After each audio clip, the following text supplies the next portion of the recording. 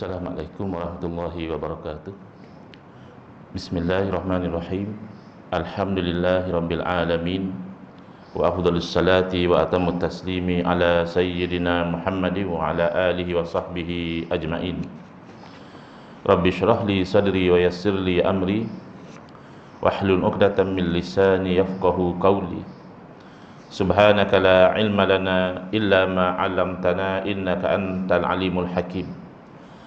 Allahumma akhrijna min zulumatil wahmi wa akrimna binuril fahmi waftah alaina bima'rifatil ilmi wa sahhil akhlaqana bil hilm waj'alna mimman yastami'una al-qawla fayattabi'una ahsana. Allahumma ati nufusana taqwaha wa zakkiha anta khairu man zakkaha anta waliyuha wa maulaha. Allahumma arinal haqqa haqqan warzuqna ittiba'ah wa arinal batila batilan warzuqna ijtinabah. Allahumma anfa'na bima 'allamtana wa 'allimna ma yanfa'una wa zidna ilman wa huda. Amma ba'd.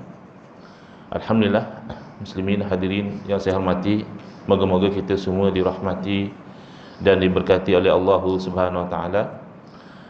Pertama, mohon maaf di atas sedikit kelewatan kerana saya baru sampai dari Perlis agak lewat semalam. Ada dialog ilmiah di UNIMAP, Universiti Malaysia Perlis, anjuran Quips.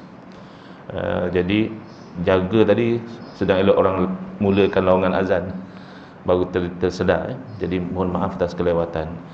Hari ini insya-Allah kita akan menutup bab yang pertama berkaitan dengan tajuk bid'ah, iaitu kesimpulan. Apakah kesimpulan yang boleh diambil dari perbincangan tentang bid'ah di muka surat 35? Tetapi saya tidak akan begitu terikat dengan apa yang ditulis di dalam kitab ini. Cuma daripada awal perbincangan tentang bid'ah ini adalah fokus bertujuan untuk meleraikan kekeliruan yang ada dalam fikiran sebahagian umat Islam yang berpunca dari salah faham terhadap skop hadis. Hadisnya sahih, tapi berlaku kefahaman yang tidak sahih terhadap aplikasi hadis tersebut, yang antara lain berbunyi wa kullu bid'atin dhalalah. Dan setiap perkara yang bid'ah itu adalah merupakan kesesatan. Jadi punca kekeliruan adalah dalam memahami makna sebenar kullu dalam hadis. Kerana kullu kalau kita terjemahkan adalah setiap, memberi gambaran semua. Bila semua bid'ah merupakan kesesatan, maka tidak ada yang namanya bid'ah yang tidak sesat. Semua bid'ah adalah sesat, hasanah tak ada. Ini keliru. Kerana apa? Kerana sebuah hadis tidak boleh difahami secara in isolation. Satu hadis diambil lalu difahami direct begitu, bukan uslub ilmiah. Sebaliknya para alim ulama akan memahami sesuatu hadis itu berdasarkan suluhan ayat-ayat suci Al-Quran, suluhan hadis-hadis yang lain, dan juga asar, perkataan ataupun perbuatan sahabat Nabi. Dan bahkan sekiranya ada ijma' dalam sesuatu perkara, maka ijma' juga menjadi sumber hukum. Jadi apa dia bid'ah? Dari awal kita telah terangkan, bid'ah dari segi bahasa itu sangat luas. Ihdatsu syai'in ma lam yakun. Buat satu perkara yang dulu tak pernah ada, maka itu namanya bid'ah. Tidak kisahlah baik atau buruk, tidak kisahlah itu dalam urusan dunia atau dalam urusan agama, asalkan dahulu tidak pernah ada lalu dilakukan, maka itu adalah bid'ah. Jadi bid'ah dalam bahasa ni sangat luas. Sementara bid'ah dalam istilah syarak ada dua pendekatan. Dalam memberi takrif itu ada dua pendekatan yang berbeza, tetapi practical consequence sama, natijah amaliyahnya sama. Baik, pendekatan berbeza antara pendekatan yang umum dan pendekatan yang khusus. Pendekatan yang umum menyebabkan apa sahaja perkara yang tidak berlaku di zaman Nabi sallallahu alaihi wasallam ditakrifkan sebagai bid'ah atau diistilahkan sebagai bid'ah, iaitu fi'lu ma lam yu'had fi asri Rasulullah sallallahu alaihi wasallam, perbuatan yang tidak dilakukan di zaman Rasulullah sallallahu alaihi wasallam adalah bid'ah. Jadi macam-macamlah bid'ah. salam pusing lepas sembahyang tadi sambil selawat tu ya bid'ah, kerana tidak berlaku di zaman Nabi sallallahu alaihi wasallam. Sementara itu antara takrif yang diberi oleh Sultanul Ulama Al-Imam Izzuddin bin Abdul Salam. Sementara pendekatan yang kedua adalah pendekatan yang khusus, ya, iaitu ulama-ulama pendekatan yang khusus ini mereka menyempitkan istilah bid'ah ini hanya terpakai kepada perkara baharu yang tidak disokong oleh dalil, sama ada dalil yang khusus maupun dalil yang umum. Semisal Al-Imam Ibn Rajab Al-Hambali rahimahullah ta'ala, beliau memberi takrif yang khusus. Bid'ah adalah ma uhditha, satu perkara yang diadakan, perkara baru, mimma la asla lahu fi syariati yadullu alaihi, daripada perkara yang tidak ada asal dalam syarak yang menunjukkan kepadanya. Asal di sini apa makna? Dalil. Aslun ni banyak makna, ya. Tapi dalam konteks yang disebut di sini, makna aslun adalah dalil. Pertama, perkara itu baru. Yang kedua, bila kita tu maksud ulama lah, ya, bukan kita macam saya, macam tuan-tuan, ya. Ulama mujtahid, mereka lihat, oh, walaupun ini baru, tetapi ada dalil yang menyokong perbuatan ini. Okey. Jadi dia kata, tidak ada dalil yang menyokong perbuatan ini, maka ini dinamakan bid'ah. Ma uhditha mimma la asla lahu fi syariati yadullu alaihi, apa yang baru diada-adakan yang tidak ada dalil dalam syarak yang menunjukkan kepada perbuatan tersebut, maka itu adalah bid'ah. Wa amma kana lahu aslun fi syariati yadullu alaihi, adapun kalau perkara baru itu bila disemak oleh para alim ulama, oh rupanya ada dalil yang menyokong, falaisa bi bid'atin syar'an. Kalau yang macam tu tak perlu dinamakan bid'ah dari segi syarak. Tapi ulama ni mengambil kira, ini kan baru. Kan ada satu golongan ulama lagi mengatakan kalau baru ya bid'ah lah. Maka dia meletakkan di situ satu bentuk pengakuan, wa in kana bid'atan lughatan. Tapi kalau dari segi bahasa, memanglah kita setujulah bid'ah lah benda baru. Cuma kita nak sempitkan dari segi syarak hanya yang tak ada dalil saja. Jadi bersalam ada dalil tak? Ada dalil umum. Tidak ada, Imam Nawawi kata tidak ada larangan khusus, tidak ada suruhan khusus. Paling tidak kalau bid'ah, bid'ah yang harus. Itu pun kalau sebelum sembahyang dah berjumpa. Tapi oleh kerana dah biasa, lepas sembahyang salam lagi, iaitu bid'ah yang harus. Tetapi kalau sebelum sembahyang belum berjumpa, lepas sembahyang baru berjumpa, itu bid'ah yang sunat. Kerana memang nak kata bid'ah pun memang baru berjumpa disunatkan bersalam. Jadi ada pertimbangan, ya. Yang dikatakan bid'ah itu kalau kita dah masuk surau, dah bersembang, dah apa, dah jumpa dah. Tapi oleh kerana sudah jadi satu kebiasaan, lepas daripada sembahyang itu masih bersalam, maka itu bid'ah yang harus. Kenapa? Kerana ada dalil yang menunjukkan bahawa tidak dilarang dan tidak disuruh. Tinggal hukumnya harus. Kemudian kalau tidak ada dalil, barulah dianggap itu sebagai bid'ah. Jadi di sisi ulama pendekatan yang kedua, memadai sebut bid'ah saja, difahami bahawa tak ada dalil, sebab dia dah takrif begitu. Lalu bid'ah yang ada dalil inilah di sisi ulama pendekatan yang pertama, kerana mereka dah borong masuk dalam bid'ah semua, mereka kena kelaskan balik.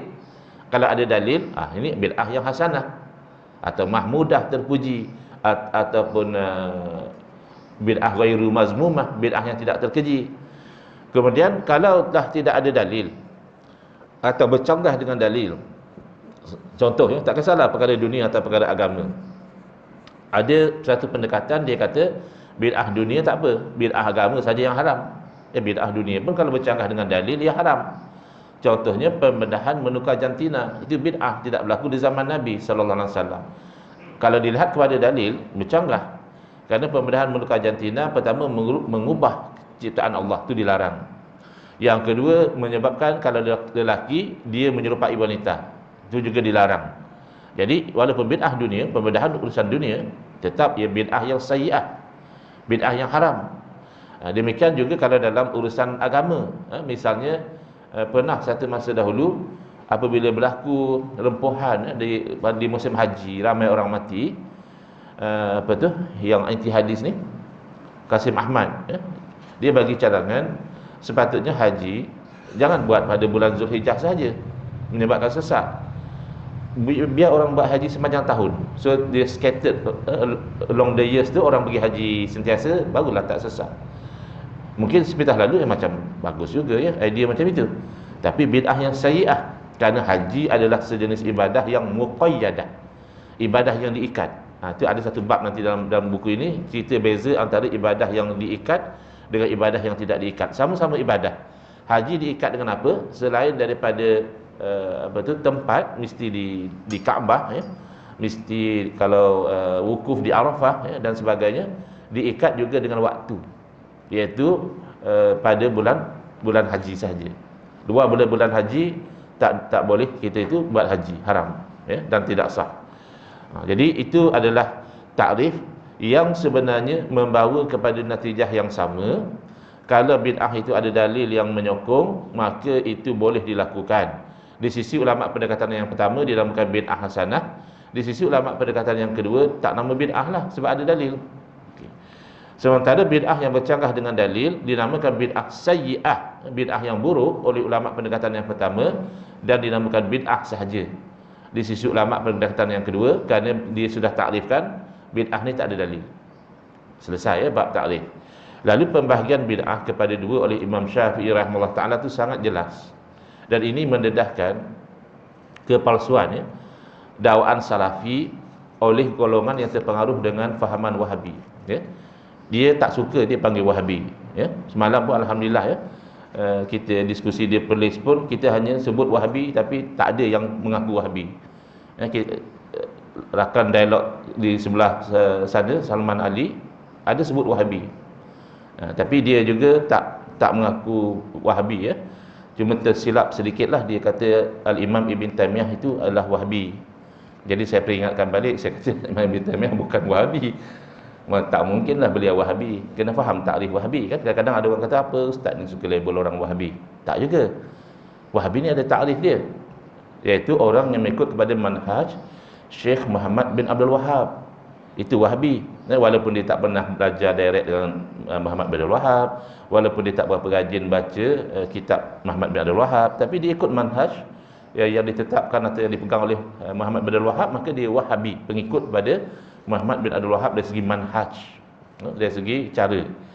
Jadi tak mungkinlah Al-Imam Ibn Taymiyah Wahabi, kerana Al-Imam Ibn Taymiyah hidup pada kurun ke-8, 400 tahun sebelum lahirnya Muhammad bin Abdul Wahhab. Macam mana dia boleh jadi Wahabi? Sama macam kita kata, kenapa kalau Asy'ariyah itu adalah ahli sunnah wal jamaah, kenapa sahabat tidak Asy'ariyah? Ya Asy'ariyah itu kan mengikut pada Imam Hasan Asy'ari. Sahabat kan lahir dan meninggal dahulu, tak mungkinlah mereka Asy'ariyah, tapi pegangannya sama, kepercayaannya sama, itu yang penting. Okey. Cuma kaitan Al-Imam Ibn Taymiyah dan Wahabi adalah Muhammad bin Abdul Wahhab, pengasas Wahabi, sangat mengidolakan fatwa-fatwa dan pribadi Al-Imam Ibn Taymiyah. Jadi sebab itu ada kaitan antara Al-Imam Ibn Taymiyah dengan Wahabi. Beliau bukan Wahabi, beliau adalah idola, ikutan, tokoh pujaan ya, golongan Wahabi. Itu kaitan dia ya. Baik. Biasalah dalam dialog mungkin terlupa, mungkin terlepas pandang, terlepas cakap dan sebagainya, tetapi realiti adalah beliau bukan Wahabi. Dan Wahabi biasanya tak suka dipanggil Wahabi. Itu kan pelik. Bila kita kata Wahabi tak betul, dia marah. Dia pertahankan, dia kata apa salahnya Wahabi? Salah ke nak suruh orang ikut hadis sahih? Salah ke nak suruh orang berpegang dengan Quran dan Sunnah? Ya tak salah kalau itu yang kamu lakukan. Tapi bila kamu katakan berpegang dengan Quran dan Sunnah, melibatkan mengenepikan kefahaman para ulama yang muktabar tentang makna Quran dan Sunnah, itu yang tak betul. Bila kamu berkata berpegang dengan hadis sahih, betul. Tapi di sebalik berpegang dengan hadis sahih, kalau kamu menolak hadis dhaif, itu yang tak betul. Kerana ulama tidak menolak hadis dhaif, ada tempat dia, ada aplikasi dia. Bila kamu berkata berpegang dengan manhaj salaf, ya itu betul. Tetapi bila kamu hanya mengatakan sahaja, tapi kamu sendiri menolak fatwa salaf, bahkan mendahulukan fatwa Al-Imam Ibn Taymiyah yang bukan salaf, bercanggah dengan fatwa salaf, itu yang kami tak setuju. Contohnya di sini Al-Imam Syafi'i rahimahullah ta'ala, beliau adalah salaf. Maka kita walaupun kita tak mengaku, as long as kita ni ikut manhaj Imam Syafi'i, kita ni salafi, tak payah mengaku, kita ikut salaf. Apa kata Imam Syafi'i rahimahullah ta'ala? Mudah sangat. Ya. Siapa yang malas dengar panjang-panjang tentang bid'ah ni, cukuplah berpegang dengan kata-kata Imam Syafi'i ini. Kata beliau, al-bid'atu bid'atani. Perkara bid'ah ini dua jenis bid'ah. Mahmudatun wa mazmumatun. Satu jenis terpuji, satu jenis lagi terkeji. Kan mudah, kan? Poin yang terakhir. Fama wafaqa sunnata fahuwa mahmudun. Mana perkara baharu yang selari dengan sunnah, yakni kena dengan ajaran Nabi, yang macam ini terpuji. Wa ma khalafaha fahuwa mazmumun. Mana yang bercanggah dengan sunnah, tak kena dengan ajaran Nabi, yang macam itu terkeji. Tak ada pun Imam Syafi'i kata, oh kalau bid'ah dalam urusan dunia itu terpuji, kalau bid'ah dalam urusan agama semuanya terkeji. Tak ada. Kamu mengaku salafi, saya ambil kira lah apa yang disebut oleh Imam Syafi'i rahimahullah ta'ala. Lebih-lebih lagi, apa yang disebut oleh Imam Syafi'i itu boleh dikatakan dipersetujui oleh semua para alim ulama, kecuali sedikit perbezaan oleh Al-Imam Asy-Syatibi Al-Maliki rahimahullah ta'ala Al-Asy'ari. Imam Syatibi ini akidahnya Asy'ari. Wahabi kata Asy'ari sesat, firqah dallah, golongan yang sesat. Jadi oleh kerana agak sesuai cara pentarifan bid'ah Imam Syatibi dengan pendirian mereka, maka dalam bab bid'ah mereka meletakkan kayu ukur Imam Syatibi di atas. Berarti mereka mengambil kayu ukur bid'ah dari seorang yang ikut takrif mereka adalah ahli bid'ah dalam akidah. Kerana Imam Syatibi Asy'ariyah. Asy'ariyah ahli bid'ah di sisi mereka dalam akidah. Itu yang paling serius. Bid'ah paling serius bid'ah akidah. Jadi sangat janggal mengambil kayu ukur bid'ah, menyalahi ribuan ulama sebelum daripada itu, termasuk Imam Ibn Taymiyah tidak bangkang. Dalam Majmu' Fatawa, Imam Ibn Taymiyah menakal daripada Imam Syafi'i tanpa ada bangkangan. Maknanya Imam Ibn Taymiyah tak komplain. Tapi bab bid'ah ni mereka lebih angkat Imam Syatibi. Padahal Imam Syatibi khalaf, bukan salaf, dan tak mungkinlah kita itu mendahulukan pandangan satu orang berbanding dengan pandangan semua para alim ulama yang lain, salafan wa khalafa. Daripada salaf sampai ke ulama kemudian berpegang dengan pembahagian bid'ah kepada dua. Habis macam mana pula Al-Imam Izzuddin bin Abdul Salam? Tidakkah beliau khilaf dengan Imam Syafi'i? Beliau membagikan bid'ah kepada 5. Jawapan kita adalah itu bukan khilaf. Itu adalah jawapan kepada soalan yang berbeza, tapi bendanya sama. Contoh mudah. Kalaulah saya tanya kepada tuan-tuan yang hadir pada kuliah subuh saya pada pagi ini, saya nak tahulah berapa lelaki, berapa perempuan. Jadi tuan-tuan antara senarai 2 kumpulan saja. Sebab soalan saya begitu. Satu kumpulan lelaki, satu kumpulan perempuan. Jadi senarai itu terbagi kepada 2. Tapi kalau saya tanya, saya ingin tahulah yang hadir kuliah subuh saya pada pagi ini berasal dari negeri mana? Datuk ni Kelantan ke Terengganu? Kelantan. Satu kumpulan dah. Ada yang Johor, ada yang Kedah, ada yang Negeri Sembilan, ada sebagainya. Jadi tiba-tiba datang senarai kepada saya itu, misalnya untuk surau ini ada 5 negeri. Tak sampai 13 lah, sebab Kelantan ada 3-4 orang misalnya, Johor ada 2 orang. Jadi saya dapat senarai 5. Soalan, orang yang berbeza atau orang yang sama? Orang yang sama. Habis tadi kata bagi 2. Tadi tanya jantina je 2. Sekarang tanya asal negeri, 5. Sama juga di sini. Imam Syafi'i rahimahullah ta'ala menanyakan selari atau bercanggah dengan sunnah. Satu selari, satu bercanggah. Sementara Al-Imam Izzuddin bin Abdul Salam menanyakan soalan apa hukum bid'ah. Kerana bid'ah bukan hukum. Itu kita kena ingat. Tidak ada dalam ilmu usul fiqh satu hukum namanya bid'ah. Tak ada. Bid'ah adalah istilah merujuk kepada perkara yang baru. Hukum terbagi kepada 5. Kalau yang taklifi lah yang wad'i juga terbagi pada 5.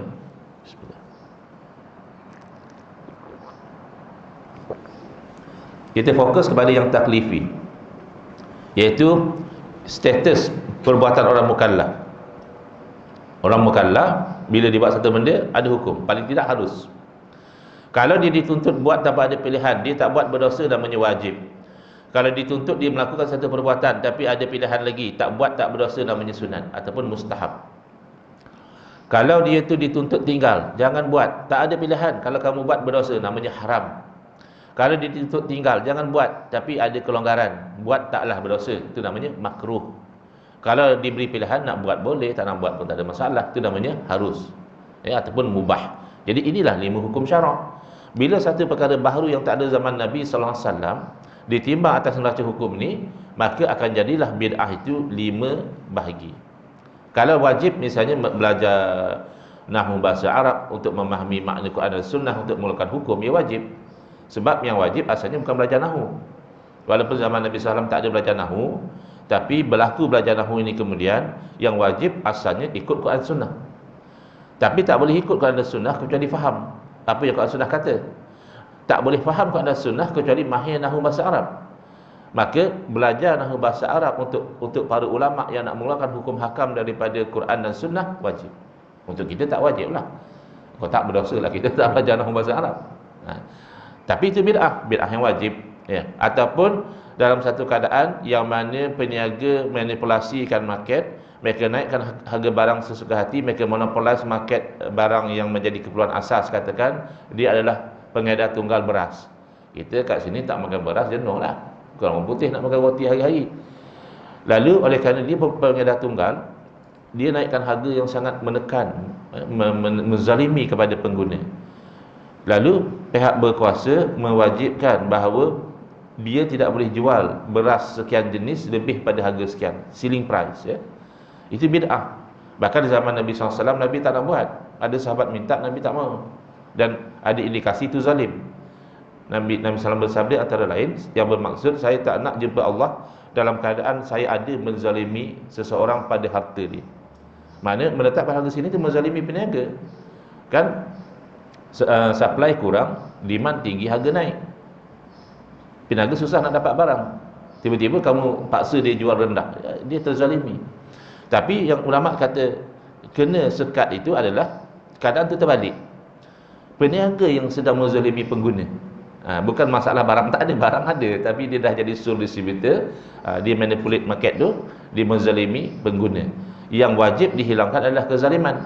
Maka kalaulah satu-satunya cara menghalang dia daripada menzalimi pengguna adalah dengan menetapkan harga ceiling, maka itulah bid'ah yang wajib. Bid'ah yang sunat, misalnya mendirikan sekolah untuk belajar, mendirikan universiti.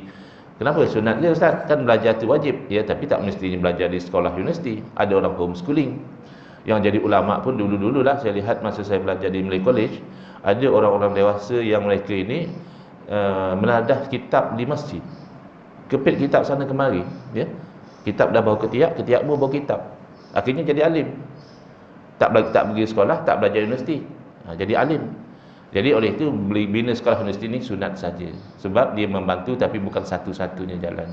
Bid'ah yang harus banyaklah, macam tuan-tuan bersalam tadi, itu harus. Itu Imam Nawawi telah fatwakan bila ditanya kepada beliau tentang masalah bersalam lepas salat subuh dan asar. Pada masa itu 2 waktu je mereka bersalam. Jadi itu fatwa dia.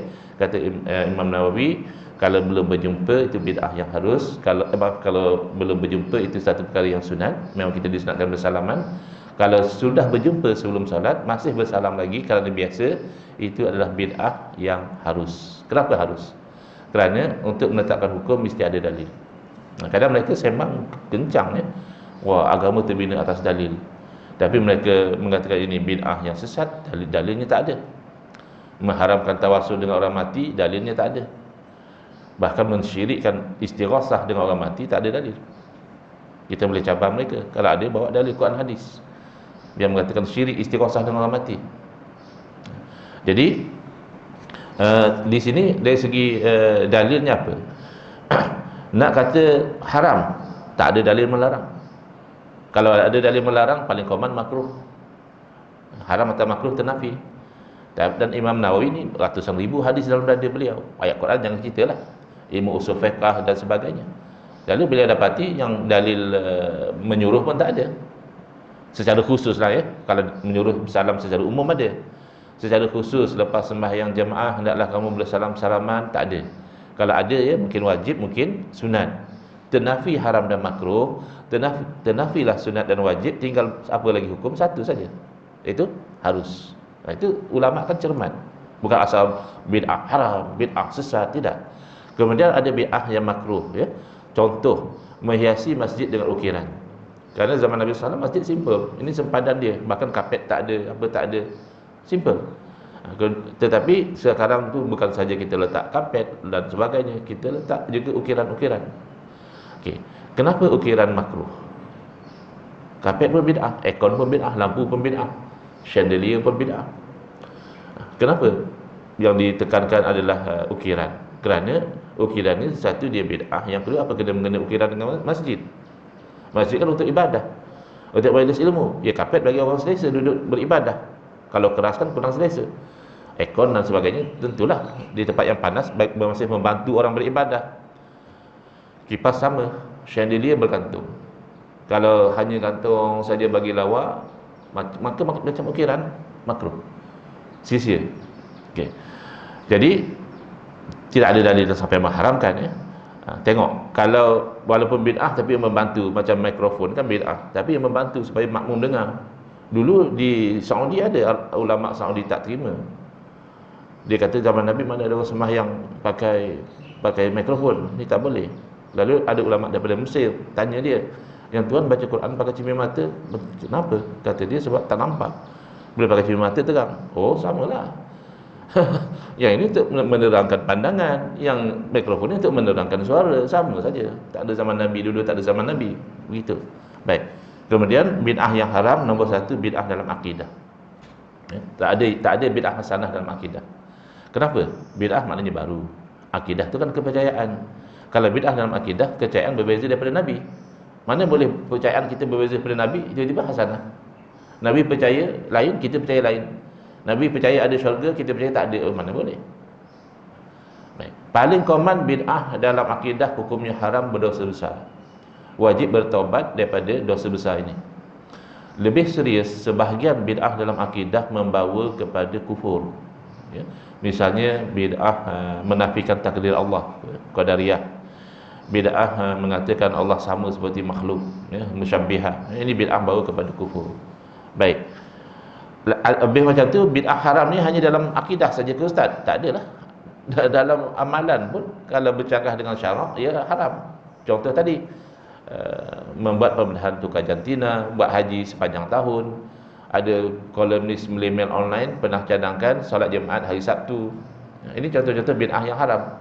Atau nanti perempuan jadi imam solat Jumaat, ya, kerana perempuan dan lelaki sama. Ini kan feminism. Banyak saja bid'ah yang haram dalam perubatan. Bahkan misalnya orang yang menilai bahawa sujud lepas sembahyang, kan ada orang lepas sembahyang dia sujud syukur. Lepas sembahyang dia sujud syukur. Yang menilai sujud syukur, dia kata sujud syukur kan boleh. Tapi yang kata sujud syukur tu kan ada satu nikmat yang ketara, yang mendatang terlepas daripada satu bala bencana yang jelas, ya, kita sujud syukur. Kalau nak kira alihkan kamu sembahyang tu nikmat, kamu sujud, ya kamu beriman pun nikmat, kamu hidup pun nikmat. Adakah sujud syukur sentiasa? Jadi kamu sujud ni bukan sujud syukur, ini bid'ah, haram. Jadi kadang orang tak faham. Dia kata boleh pula ustaz membid'ahkan benda yang khilaf. Bukan begitu. Benda khilaf tu dah berlaku awal, ya. Jadi kita hanya menerangkan pandangan yang rajih, yang kuat dalam mazhab kita, yang muktamad. Sebab bila kita terangkan hukum, sepatutnya kita terang yang muktamad. Dalam soal nak cerita dalam bentuk ilmu, kita boleh tahu. Yang tak muktamad kata boleh, tapi bukan sebab boleh tambah satu sujud yang tak ada dalil, bukan. Sebab sujud ni ibadah, ya. Ibadah yang perlu ada sebab dia. Sujud sembahyang, ya.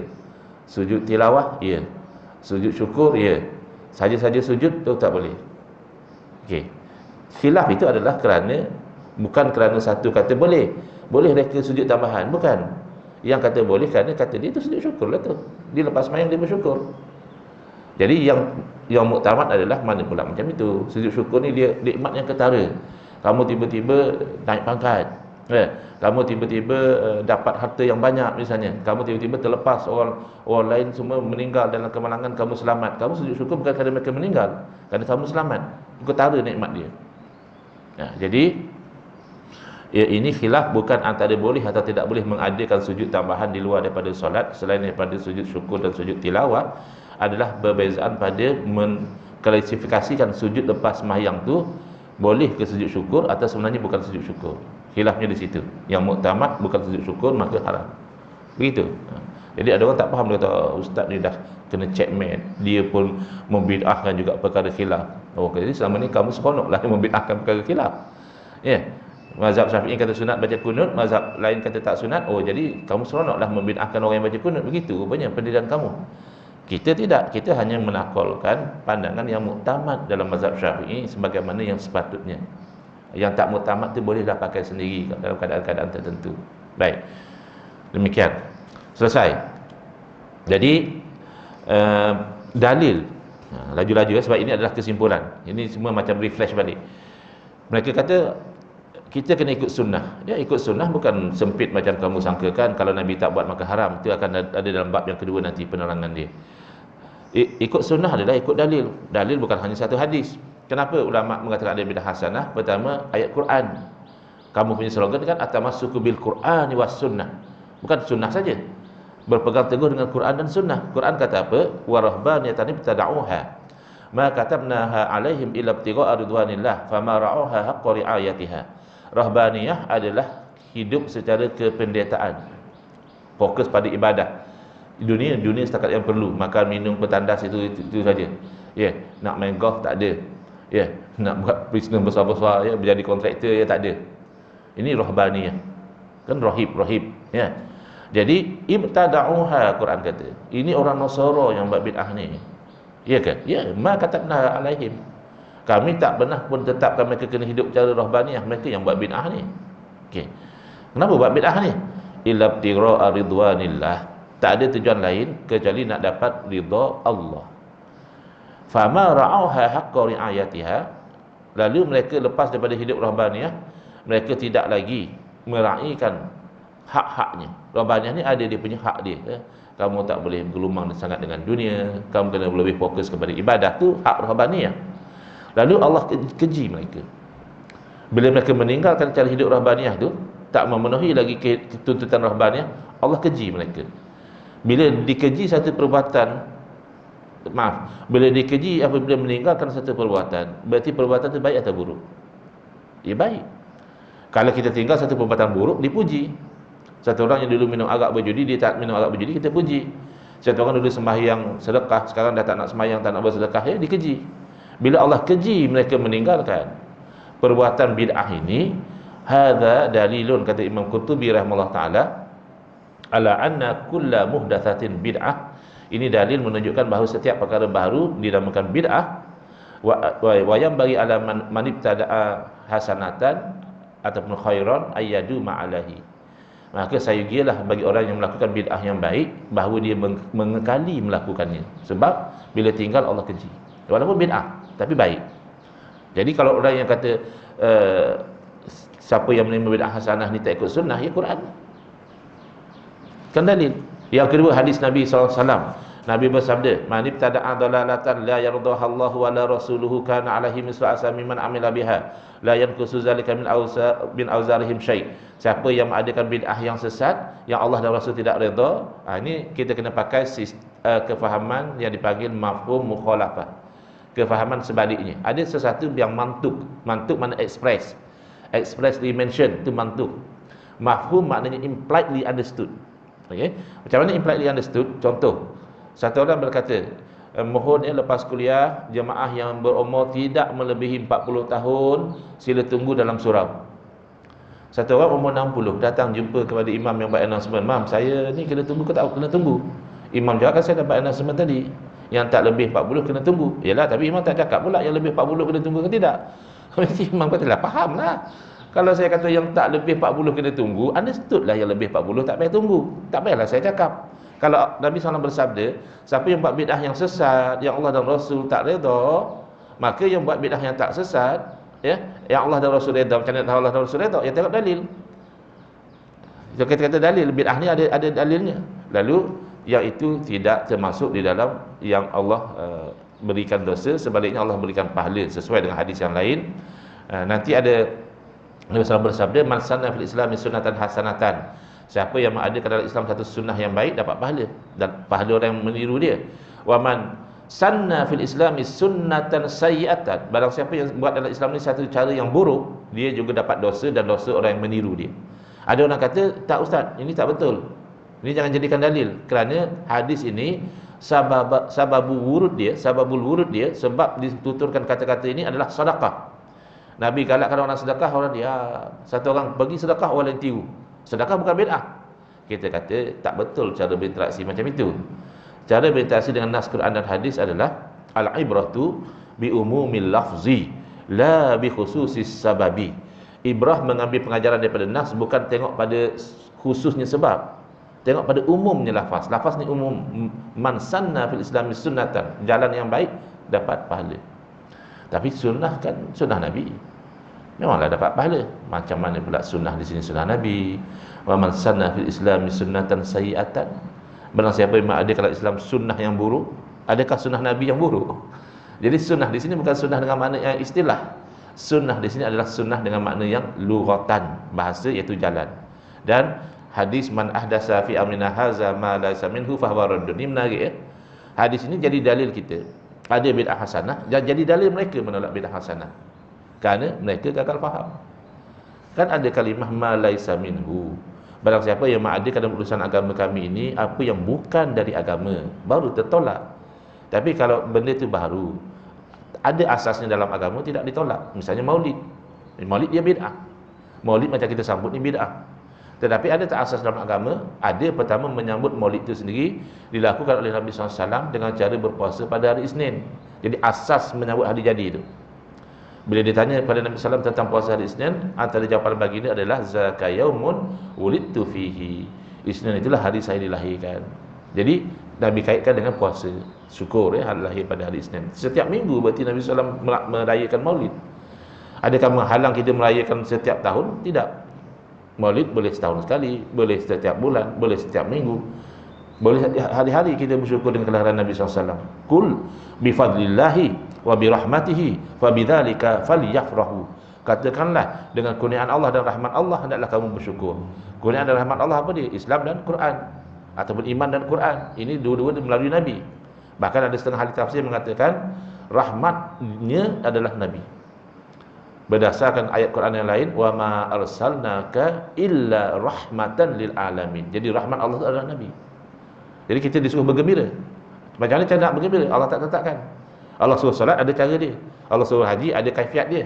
Allah suruh bergembira, tak ada Allah ceritakan. Maka kaedahnya adalah boleh kita itu bergembira dengan apa cara, asalkan tidak bercanggah dengan syarak. Tazkirah bercanggah tak dengan syarak. Ceramah maulid itu tazkirah, cerita benda sama tapi memperingatkan. Adakah bercakap dengan syarak? Bahkan fadzakir fa inna zikra tanfa'ul mu'minin. Saya pernah berjumpa satu anak muda, dia kata dia berubah lepas hadir majlis maulid sebab ada tazkirah. Lagi jamuan makan. Nabi bersabda afshus salam wa atimut ta'am. Sebarkan salam dan jamuan makan. Lagi apa lagi sambutan maulid? Majlis selawat ya. Innallaha wa malaikatahu yusalluna 'alan nabi ya ayyuhalladzina amanu sallu 'alaihi wa sallimu taslima. Allah tak tetapkan bila, Allah tak tetapkan banyak mana, ramai seorang terpulang, selawat itu dituntut. Lagi berarak ya, berarak bukan minum arak. Minum arak jelas haram. Berarak tu berjalan beramai-ramai, hukum asalnya harus. Jadi kamu berjalan beramai-ramai, kenapa nak menzahirkan kegembiraan? Dia tak ada halangan. Kalau kamu jalan beramai-ramai, tak tutup aurat, langgar kedai orang, itu ada hukum lain. Jadi Islam tu tidak rigid, tidak sempit, tidak jumud. Dia berdasarkan pada kaedah-kaedah asal, lalulah diletakkan hukum. Baik, punca kenapa mereka menolak duha itu apa? 7:30 duha. So kalau kita berhenti dekat-dekat 7:30, just nice duha ya. Kadang-kadang kalau tak duha dulu, lepas breakfast dah jadi malas ya. Baik, habiskan yang ini. Puncanya adalah kita dah sebut tadi, salah faham kalimah kullu dalam hadis yang sahih.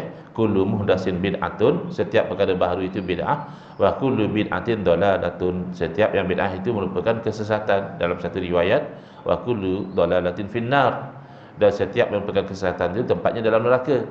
Jadi kata mereka tak mungkinlah kalau Nabi SAW berkata kullu muhdatsatin bid'ah, setiap perkara yang baru itu bid'ah, wa kullu bid'atin dalalah, setiap bid'ah itu sesat. Ulama pandai-pandai pula cakap ada bid'ah hasanah. Ada orang cakap begitu. Kamu nak ikut Nabi kena ikut Imam Nawawi. Kamu nak ikut Nabi kena ikut Imam Syafi'i. La ilaha illallah. Memang ikut Nabi lah. Mana pula nak ikut orang lain? Tapi soalan yang kamu tak perasan adalah nak ikut Nabi SAW mengikut kefahaman Imam Syafi'i dan Imam Nawawi, atau nak ikut Nabi SAW mengikut kefahaman kamu sendiri. atau kefahaman tokoh-tokoh yang kamu idolakan. Itu saja. Ikut Nabi memang tetap ikut Nabi, tapi ikut kefahaman siapa? Jadi ikut kefahaman para ulama berdasarkan dalil-dalil yang kita sebutkan tadi. Hadis ini telah dikhususkan. Maka Imam Nawawi ketika mensyarahkan hadis ini dalam Sahih Muslim menerangkan, al-muradu biqaulihi sallallahu alaihi wasallam wa kullu bid'atin dhalalah hadza 'am makhsus. Yang dikehendaki dengan sabda Nabi SAW dan setiap bid'ah itu sesat, ini adalah satu lafaz yang umum tapi maknanya khusus. Maknanya khusus untuk apa? Wal muradu ghalibul bid'ah. Yang dikehendaki adalah kebanyakan, bukan semua. Boleh pula kullu makna bukan semua. Kan kullu makna semua. Siapa kata? Sebab itu tak boleh tafsir Quran hadis ini secara literal. Dari segi kontekstual, kullu ada dua jenis. Ada kullu majmu', maknanya semua, maknanya sebahagian. Ada kullu jami', maknanya semua. Banyak dalam Quran hadis kullu majmu'. Kullu maknanya sebahagian. Jarang-jarang dalam Quran hadis kullu makna semua. Okey, contoh kullu dengan makna sebahagian. Tudammiru kulla syai'in bi amri rabbiha. Taufan itu membinasakan setiap sesuatu. Sesuatu itu apa? Ya, semualah. Tapi fa asbahu la yura illa masakinuhum. Jadilah kaum yang kena taufan itu tidak kelihatan lagi kecuali tempat tinggal mereka. Oh, tempat tinggal tak binasa. Kan tempat tinggal syai'un. Langit bumi syai'un tapi tak binasa. Gunung ganang syai'un tapi tak binasa. Jadi syai' di sini walaupun bermakna sesuatu, kullu bermakna kebanyakan. Maka tempat tinggal tak binasa, bukit bukau tak binasa, gunung ganang tak binasa. Ini ayat Quran. Kemudian dalam suratul Kahfi, wa kana wara'ahum malikun ya'khudhu kulla safinatin ghasba. Dan adalah di belakang mereka itu seorang raja yang mengambil setiap sampan itu sebagai rampasan. Kalau ikut zahir ayat Quran, maknanya tak ada sampan yang tak dirampas oleh raja ni. Sebab kulla safinah, setiap sampan. Sepakat ahli tafsir mengatakan tidak. Kenapa? Melihat pada konteks. Konteksnya apa? Nabi Khadir alaihissalam melubangkan sampan ini dikomplain oleh Nabi Musa. Kerana dari segi syariat salah. Tapi Nabi Khadir alaihissalam ada satu ilmu yang Nabi Khadir ada ilmu yang Nabi Musa tak ada. Apa dia? Iaitu Nabi Khadir tahu sampan ni kalau dibiarkan elok kena rampas. Raja ni memang pilih sampan yang elok. Maka menolak mudarat yang lebih besar, choosing lesser of two evils, pilih mudarat yang lebih ringan, irtikab dalam bahasa Arab, irtikab akhaf ad-dararaini, maka dilubangkan sampan itu. Supaya bila raja tengok ada lubang, raja tak rampas. Ibaratnya apa? Tidak semua sampan. Kullu safinah berarti sampan yang elok, bukan semua sampan. Dalam hadis Nabi SAW bersabda, kullu bani adama ya'kuluhu turabu illa ajbazana. Setiap anak Adam akan dimakan oleh tanah, yakni akan reput kecuali tulang sulbi. Pada Nabi anak Adam atau tidak? Ya, anak Adam. Orang mati syahid anak Adam atau tidak? Ya, anak Adam. Tapi jasad mereka tak dimakan oleh tanah pun. Allah jaga, Allah pelihara jasad pada Nabi, jasad orang mati syahid, bahkan tak dia confirm bukan Nabi, mati syahid pun mati atas katil. Ada yang Allah jaga jasad dia. Oh, jadi macam tu hadis ni tak betul. Bukan hadis tak betul. Hadis betul. Cara tuan faham hadis tu tak betul. Tuan tak boleh faham kullu bani Adam makna kesemua. Kullu bani Adam maknanya kebanyakan. Kebanyakan kita ni mati reput lah. Tak boleh nak sombong, tak boleh nak bangga diri, mati jadi bangkai reput. Cacing apa makan. Baik. Al-habatu sauda'u shifa'u likulli da'in ilal maut. Habatu sauda' menjadi penyembuh kepada setiap penyakit kecuali mati.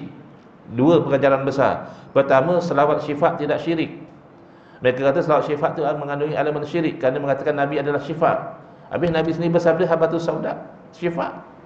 Adakah Nabi mensyirikkan habatus sauda dengan Allah? Kerana Allah menyembuhkan dan habatus sauda juga menyembuhkan? Ya, kena fahamlah hakikat dan asbab. Itu yang saya terangkan di polis semalam.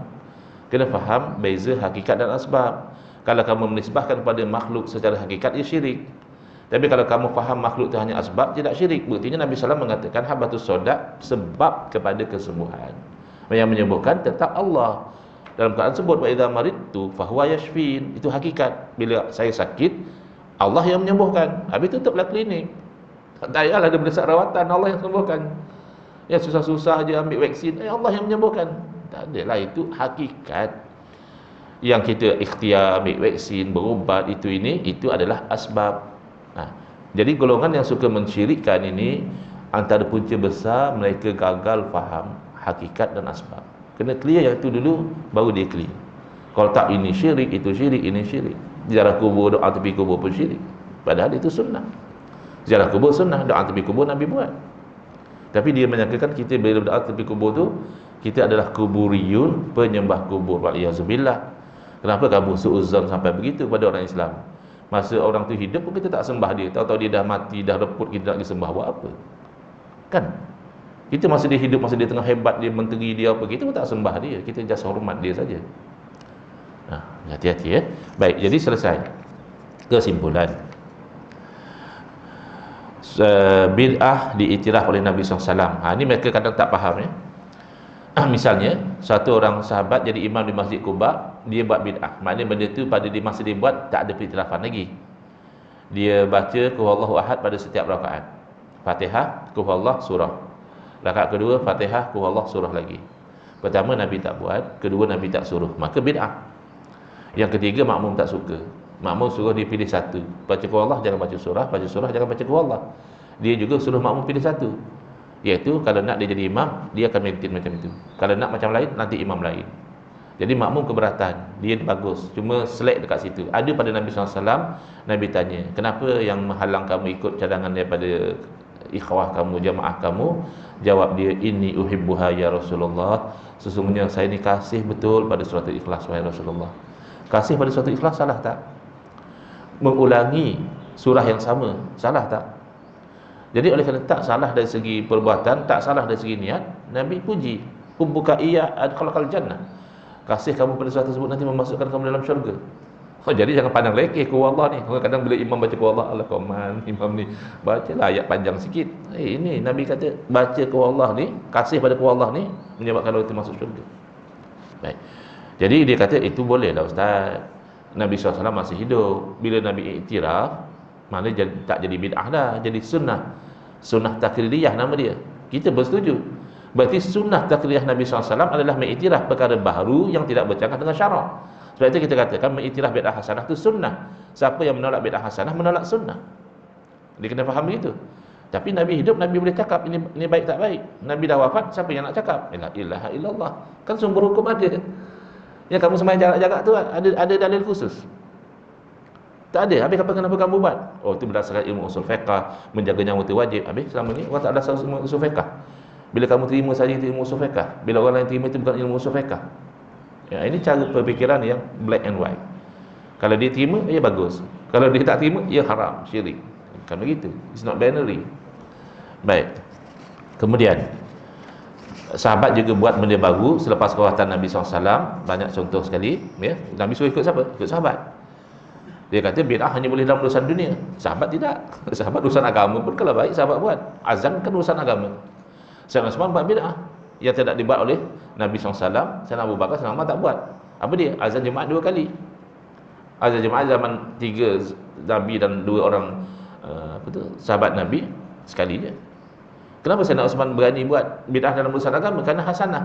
Azan ni nak mengajak orang sembahyang. Masalahnya orang dah jauh pada masjid. Kalau azan sekali ramai tak sempat. Sedangkan salat Jumaat tu wajib. Cara nak memastikan mereka tak tinggalkan kewajipan, buat bid'ah hasanah, azan dulu awal.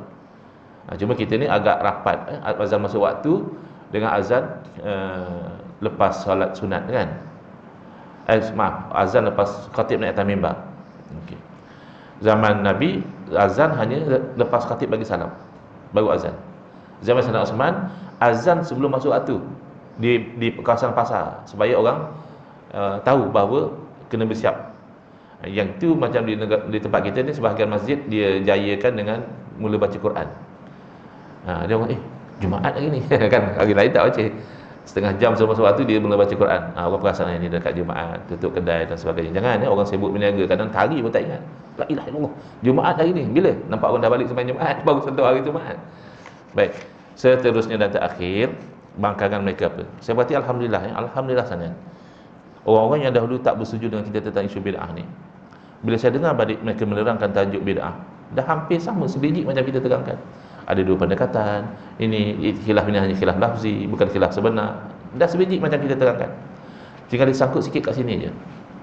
Dia kata, kalau memang ulama iktiraf bid'ah yang hasanah, kenapa misalnya isu salat sunat raraib, Imam Nawawi kata bid'ah yang munkar, bid'ah yang terkeji?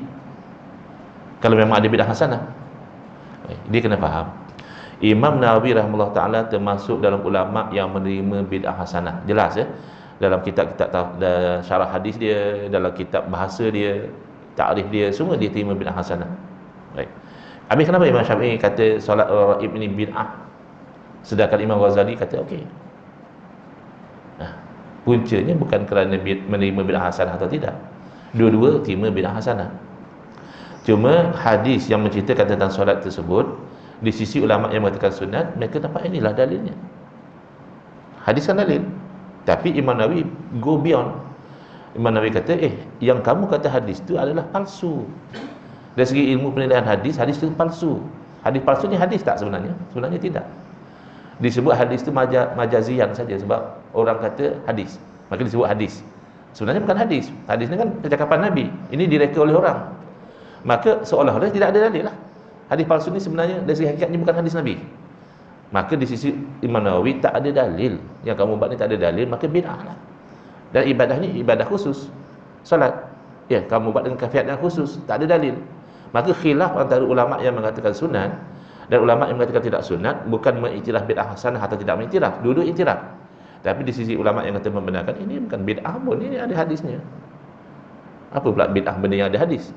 Yang mengatakan bid'ah, hadisnya itu palsu, sebenarnya tak ada hadis, maka kamu buat dengan satu kaifiat dan khusus demikian, itu kan bid'ah yang munkarah. Jadi sepakat dalam bab bid'ah, boleh katakan hampir semua alim ulama menerima adanya bid'ah yang hasanah yang tidak bercanggah dengan syariat. Hanya yang syaz ya, yang menolak bid'ah hasanah, maka kita berpegang dengan hadis Nabi SAW, alaikum bil jamaah, hendaklah kamu itu bersama dengan jamaah, yakni jamaah umat Islam. Man syadza ilan nar, barang siapa yang ganjil daripada jamaah umat Islam, bimbang dia nanti terasing dalam neraka, waliyazubillah. Jadi saya ingat jelas ya.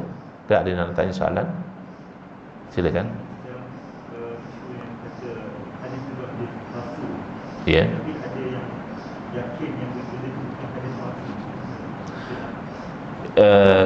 Ya, asalnya khilaf. Bila khilaf tu ada keluasan. Cuma kaedah kita dalam mazhab Syafi'i, kita itu berpegang dengan kaul yang muktamad. Bukan oleh kerana khilaf kita suka hati kita dah, tak. Dia ada kaedah dia. Bahkan ada istilah yang khusus dalam mazhab Syafi'i. Kalau yang ni as-sah, maknanya lawan dia itu kuat juga. Kalau yang ni sahih, makna pendapat satu lagi itu tak kuat. Dia ada istilah-istilah tertentu. Al-azhar apa makna dia. Jadi yang salah satunya ini yang muktamad dia kata. Makna itu yang dia akan difatwakan, iaitu kita tidak melakukan perkara yang bid'ah yang munkarah. Dengan kita mengambil kira bahawa ada kaul yang mengatakan memang hadis itu ada, maka sunat. Tapi muktamad tak. Maknanya kita tidak melakukan. Ini bid'ah yang munkarah. Kerana berpegang dengan pandangan yang muktamad dalam mazhab. Banyak pandangan muktamad di pandangan Imam Nawawi. Tak semualah. Ada yang pandangan Imam Nawawi yang dianggap tidak muktamad, tapi secara umum ya, yang dikatakan muktamad dalam mazhab Syafi'i adalah yang difatwakan oleh Imam Nawawi rahimahullahu taala. Wallahu a'lam. Kalau tak ada soalan, next insya-Allah kita akan masuk ke bab yang kedua yang masih ada kaitan dengan bid'ah, iaitu at-tarku. Benda yang Nabi SAW tak buat. Ada orang kata ikut sunnah adalah jangan buat apa yang Nabi tak buat. Kata-kata dia itu bid'ah. dia tak perasan kata-kata dia itu bid'ah. Sunnah bukan tak buat apa yang Nabi tak buat. Sunnah adalah mengikut apa yang diajar oleh Nabi sallallahu alaihi wasallam. Nabi tak ajar jangan buat apa yang bagi dia tak buat. Itu kita akan terangkan insya-Allah dalam kuliah yang akan datang. Hadza wabillahi taufiq wal hidayah. Wassalamualaikum warahmatullahi wabarakatuh. Kepada yang ikut secara live, saya tak sempat tulis habis tadi. Saya nak tulis dari Perlis, terlewat sampai saya sempat tulis dari Perlis. Jadi ramai yang terfaham saya kuliah dari Perlis. Tak, saya tak kuliah daripada Perlis. Dialog saya semalam dapat kebenaran khas daripada Jabatan Mufti. Ucapkan terima kasih. Tapi saya tak ada tauliah. Negeri Perlis saya tak ada tauliah. So unless saya ada tauliah, saya tak mengajar di. Sebab nak mengajar kena ada, dari undang-undang kena ada tauliah. Di Perlis saya tak ada tauliah. Minta maaf kalau yang salah faham. Saya berkuliah pagi ini dari puncak Setiawangsa. Saya dari Perlis ke Setiawangsa tu tak sempat sebab dah lebat tadi. Saya tempat tulis dari Perlis, ramai ingat saya kuliah dari Perlis. Wallahu a'lam. Bismillahirrahmanirrahim. Alhamdulillahirabbil alamin wassalatu wassalamu ala asyrafil anbiya'i wal mursalin wa ala alihi washabbihi ajmain. Allahumma shrah sudurana wa ahsin akhlaqana wa azim ujurana wa nawwir qulubana bi nuri hidayatika kama la tarda bi nuri syamsika abadan abada bi rahmatika ya arhamar rahimin walhamdulillahi rabbil alamin amin ya rabbal alamin wal afu minkum.